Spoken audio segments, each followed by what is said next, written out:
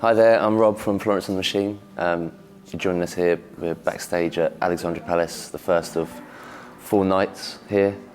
This is actually the tail end of our UK tour. We've been kind of all over the UK now the last 3 weeks, which is actually comes at the end of a very long summer of doing all the festivals around the world. A lot of big shows that we never thought we'd ever play. It started off with Coachella, which was kind of really the first major show of this new album campaign, and it was quite interesting. We've never really started a campaign for a new album straight into festivals. It was a little bit daunting actually, because you just don't know that at festivals they require a certain kind of greatest hits set almost, and everyone was really eager to play all the new material. Especially me, there's a lot more guitar in it this time. That was the opening gambit really to the summer of festivals. Main highlight really being, the focal point was Glastonbury. Everyone was kind of geared into making Glastonbury special. Everyone was really stoked that we were on the pyramid stage, which is just something we never thought we'd ever get to anyway. And we were penultimate before Foo Fighters, which was amazing too. Maybe to be honest, we wish we'd have kind of not now, but at the time, I remember when we first heard that we were going to be stepping in for the Foo Fighters because of Dave's broken leg. I kind of thought, I wish we could just carry on and just stay the penultimate, play before them, play an hour and a half, play the set we've been playing that we've really mastered, and hopefully blow them off the stage and then be invited back next year to headline. But bizarrely, Dave broke his leg after Flo broke her foot a couple of months prior to that. It was all kind of weird luck, serendipity, or just fluke, one of them. But we had 3 days to set up that headline slot. I think no one had really prepared for a show as much as we'd prepared for that one. Up until that point maybe, it was a real watershed moment. We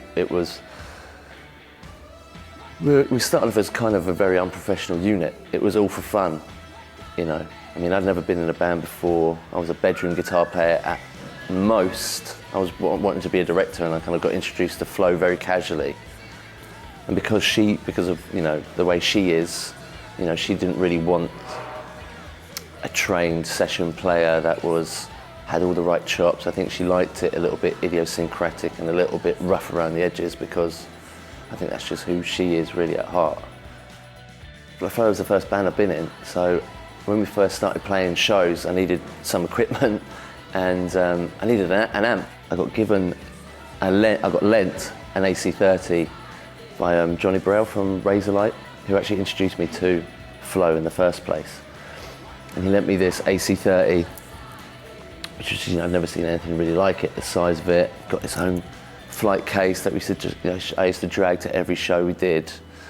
But it never had, the spring was broken in it, the spring reverb was broken in it, and it was never kind of complete, and I used it for ages. We supported Pete Doherty on a few shows in Manchester, awful shows, and he asked to borrow my amp during that first show, and we were watching on the side of the stage, and I was super precious about it, because it wasn't really my amp. It's the most expensive amp I ever touched. And he's up there, and he plugs in, he's got a cigarette, doing that whole rock star affectation thing. He gets a cigarette and puts it out on top of the AC30 right in front of me. I'm like, that guy. So we had that for ages. We had cigarette marks in it, we had no spring in it. It was often a little bit too loud for the venues we were playing. We were playing tiny stages in front of no one. So, roll on the years, it kind of, things just happen, and it's been like a tried and trusted amp with me forever. It was, not sure it was because one of the first tones are really developed, but something that was always so reliable, and it's such a great clean tone, and would really accentuate the guitar that you're using. It isn't just,